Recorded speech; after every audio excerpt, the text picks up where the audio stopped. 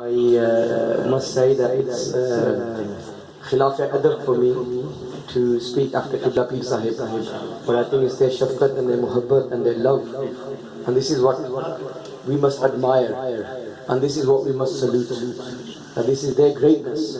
You know, I'm not worthy of this for the introduction that they gave and the words that they've mentioned for me.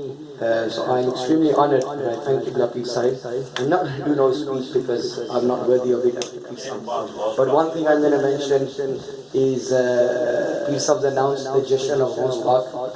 We must attend that, and before that, on 31st of December, as people are partying and people are committing haram, again Hazrat Sultan Bahu Trust has organized an event where we will enter the new year by sending salawat upon Rasulullah.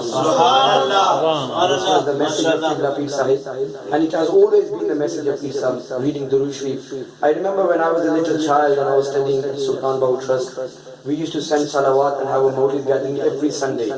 That gathering started when the first brick of that masjid was laid. Until today, that gathering is still going ahead. And I think all the faizan of Hazrat Sultan Bahu Trust is because of that salawat gathering that takes place on a Sunday. So again, inshallah, 31st of December, as people are committing sin, Hazrat Sultan Bahu Trust has organized for me and you to enter the new year by sending salawat upon Rasulullah. Every one of you must attend that gathering, particularly the young brethren that are here.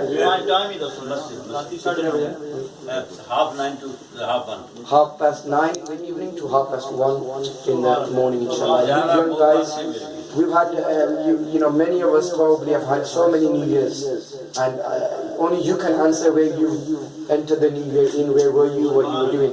But this now is a revolution for you. Enter the coming year enter the coming lunar year with sending salawat upon Rasulullah. And watch the barakah and the blessings Allah will bestow in your life. I think I'm going to conclude on this announcement because I don't feel comfortable after speaking after. Regarding Huzur Sayyidina Ghaus Pak radiyallahu ta'ala anhu, he is an element of our faith. He is the king of the awliya. We are from amongst those people. Allah has blessed us that pure aqidah where we have love and reverence for Rasulullah sallallahu alayhi wa sallam. Then Allah has blessed us the ability to love the Ahlul Bayt, love the Sahaba Kiram, and me and you are those fortunate people who carry that aqidah in which Allah has blessed Ghaus Azam. That Ghaus Pak radiyallahu ta'ala anhu, his class friends that were studying with him, they went to their teacher Shaykh Abdul Rahman alayhi rahmah, and they said to their teacher that we are your students as well.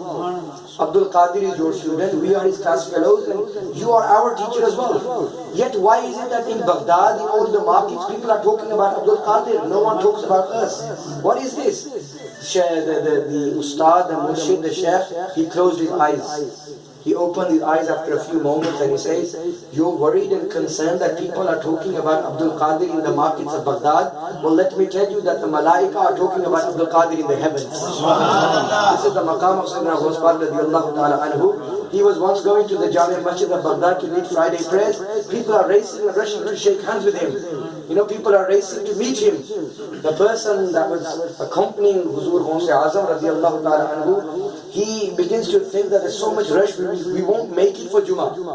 The same man is accompanying Huzur Ghaus Pak the following Jummah. The very same marketeers, the very same people in the market are moving out of the way, and Huzur Ghaus Pak and his companion are racing towards the masjid. He thinks to himself that these are the same people that were meeting him last week. Today they're moving out of his way. He thinks in his mind. Ghaus Pak answers his question and says, you're thinking to yourself that why are the very same people who are racing towards me, racing away from me today? He says, you must understand that I have the hearts of these people in my hand. If I want, I can pull them towards me. If I want, I can push them away from me. The Sayyidina Ghaus Pak radiallahu ta'ala anhu.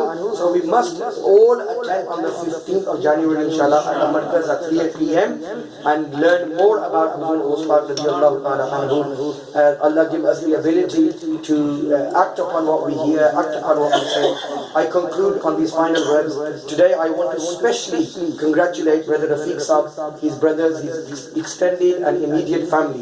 Today you're a very fortunate man that both of your peers are sitting in your mehfil, the mehfil that has nisbah to Rasulullah sallallahu alaihi wasallam. I know personally how much love Rafiq Sahib and his family have for Huzur Sultanul Arifin. And today is a very special day for you all. That mashallah Qibla Peace Sahib is sitting here.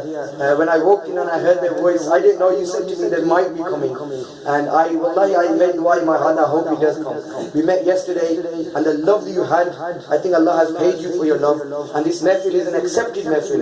Huzur Qibla Peace Sahib is present in this gathering, and Qibla Peace Sultan Niyazul Hasan Qazi Sahib is also in this gathering. You people are very special people. You are blessed people, inshallah. There are many people out there that claim to be so many different things, but I've seen the jalwa, the khalwat, the open, the public, the secret, private life of Qibla Peace Sahib. He's an amazing man. I make dua in this gathering. Allah bless him. Allah. In Pakistan? 2nd of March, inshallah, in Pakistan. Rozo in Pakistan as well, inshallah. 2nd of March. I have intention. We must all have intention. Make intention. It's like somebody says, somebody said to me once that somebody asked somebody that, do you want to go to Medina Sharif? And the person says, no, I have no plans. The person who asked the question, he says to them, never say no. To Medina Sharif, a place like that, like Darbar Sharif is our powerhouse, where we get our energy, spiritual energy from.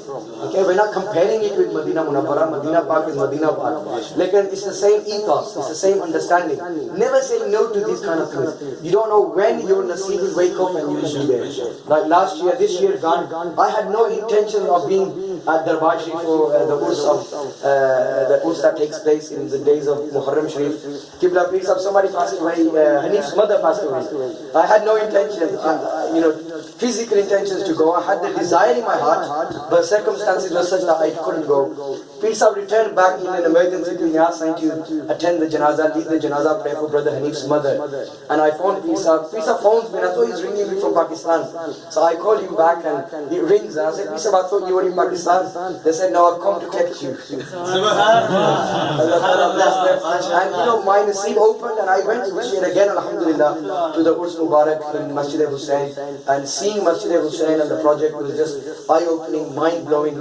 So Peace Sahib is inviting us all, inshallah, on the 2nd of March to attend the annual Urs Mubarak of Huzur Sultanul Arifin at Darbar Sharif, inshallah. So all these invitations to you all, inshallah. Come as come try to do that one people will come here. Like come as come do that try. So let us walk out. Allah Ta'ala bless all of you. Inshallah. And also in this gathering is Allama Tayyib Hazari Sahib, who is a very beautiful individual, a man who is a very noble man, who has a lot of love.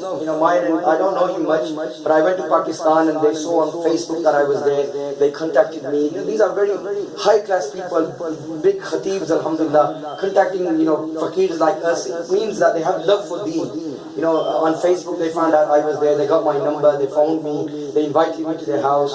I couldn't go, but it was their love. Even when they came to England, they phoned me as well. So it's nice to see them in this gathering as well. Allah Ta'ala bless them with a long, healthy life.